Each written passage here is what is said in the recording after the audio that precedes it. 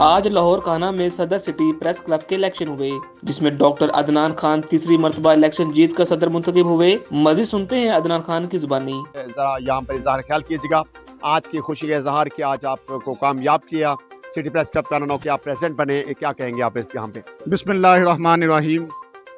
सबसे पहले मैं अल्लाह ताला का शुक्र अदा करता हूँ जिसने मुझे आज तीसरी बार सिटी प्रेस क्लब काना का ये अहम मनसब जो है सदर सिटी प्रेस क्लब काना बनने का एजाज़ दिया।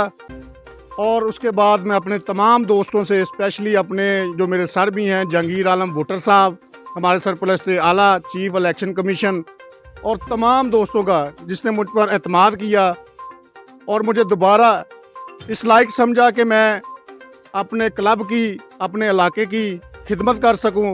और इंशाल्लाह आज के दिन मैं अपने दोस्तों से ये एक वादा करता हूं कि इंशाल्लाह जैसे पहले भी मैंने कोशिश की है कि दोस्तों के साथ शाना बशाना चलूं, अपने इलाके की फलाह के लिए, दोस्तों की फलाह के लिए काम करता रहूं।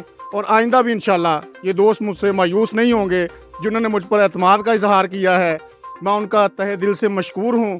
और मैं ये अपनी कामयाबी के इस मौका पर अपने सर जहांगीर आलम भुट्टर साहब को अपनी माला पहना कर और सर से एक दरख्वास्त करूँगा कि हमें दुआओं में इसी तरह याद रखें।